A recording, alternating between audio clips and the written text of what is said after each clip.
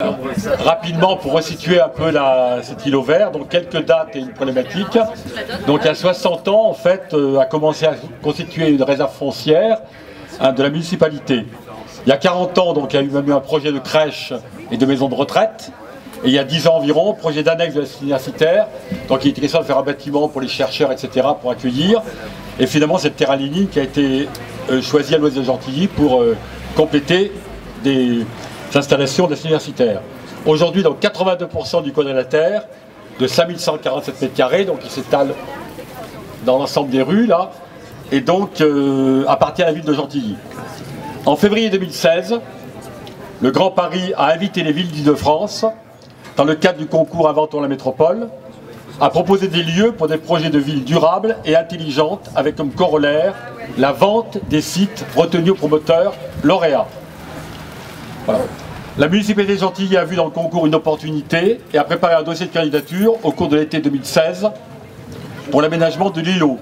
Il s'agissait, selon les mots du président de la MGP, Patrick Ollier, de voir naître des projets audacieux, futuristes, innovants sur le plan architectural et répondant au cahier des charges, notamment en ce qui concerne la hauteur et la densité, mais aussi le développement durable et la Smart City.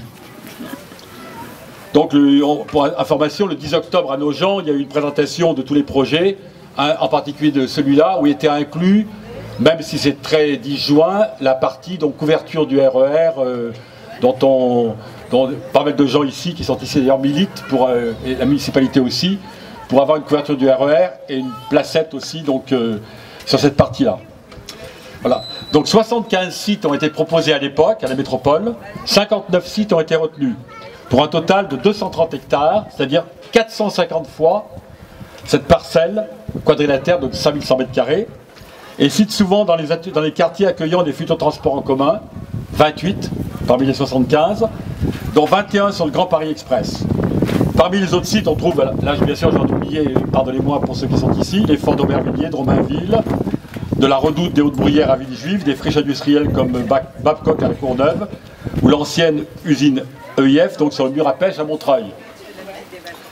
Les entreprises devaient s'organiser, donc les promoteurs, en groupement afin d'acquérir les sites proposés et financer elles-mêmes ces projets. Un jury composé des maires, propriétaires publics des sites et des représentants des organisateurs, métropole, préfecture, Société du Grand Paris, ont désigné le fin février 2017 3 groupements par site qui se sont engagés à remettre une offre pour fin juillet 2017. Fin juillet 2017. Le lauréat pour l'îlot vert devrait être choisi le 6 octobre, c'est la date qui a été retenue pour l'instant, au terme d'une seconde réunion de jury. Donc il y a eu plusieurs phases et il devrait émerger le 6 octobre un lauréat parmi 3 qui a un projet qui intéresserait davantage donc, le jury.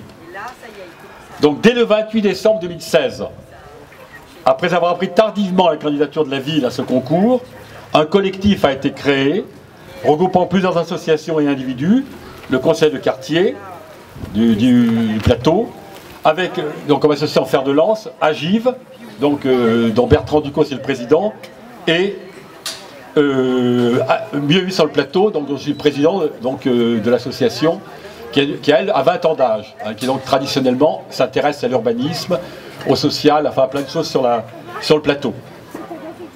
Voilà. La problématique à l'origine de la création du collectif le 28 décembre 2016 est déjà inscrite paradoxalement dans le SDRIF, le schéma directeur de la région Île-de-France, qui définit les orientations d'aménagement du territoire francilien pour la période passant de courant 2013, même s'il a été réalisé en 2016, et jusqu'à 2030. Le SDRIF s'appuie sur 3 piliers, c'est important de s'en retenir, parce qu'il y a plein de textes qui, on verra plus tard dans l'après-midi, plein de textes qui, quelque part, soutiennent, j'allais dire, un véritable projet vert, écologique sur cet espace. Donc, les 3 piliers sont reliés et structurés. Le réseau de transport collectif francilien doit s'enrichir de nouvelles dessertes pour une meilleure accessibilité. En particulier, il y aura celle qui va être près de l'hôpital au Kremlin. Polarisé et équilibré, des bassins de vie multifonctionnels doivent constituer des pôles attractifs sur l'ensemble du territoire francilien. Des pôles attractifs. Troisièmement, préserver, valoriser la consommation d'espaces naturels.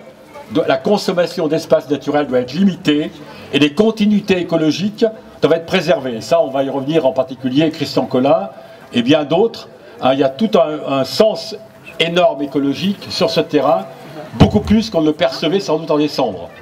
Ça a un sens énorme que notre travail depuis décembre a permis de s'en rendre compte.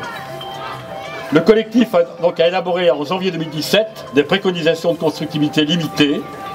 Aucun des promoteurs ne s'en approche. Ça, c'est un point important. On s'est rendu compte, donc, suite à une réunion avec Mme Torjman, le 24 août, où c'était un instant de dialogue important, effectivement, où aucun des constructeurs n'approche de près, même de loin, les préconisations qu'on avait établies, en particulier 12 mètres de hauteur, des gabarits limités, tout ça dans la compréhension de dire on fait un projet qui doit avoir un modèle économique un peu viable. Voilà. La question que nous posons est la suivante, c'est la problématique finalement. Doit-on laisser aux grosses entreprises le soin de construire, d'innover sur un espace public avec une logique financière, des innovations qui sont classiques dans le sens qu'on trouve partout, tout ce qu'ont proposé les 3 promoteurs retenus, tout est classique. Il y a, même si effectivement de temps en temps il peut y avoir sur les toits une aquaculture avec des truites, bon je veux dire, tout ça c'est presque anecdotique. Voilà.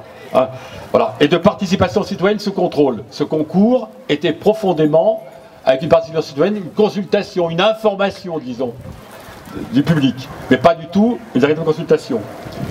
Ou bien, donc, est-ce qu'on doit laisser aux entreprises le soin de créer, d'occuper, d'élaborer sur ces espaces verts, ou bien doit-on en 2017, là je vais être très bref, avec la prise de conscience écologique, du réchauffement climatique, de la nécessité de sauvegarder la biodiversité, les continuités écologiques, les îlots de fraîcheur, les trames vertes et bleues, on y reviendra.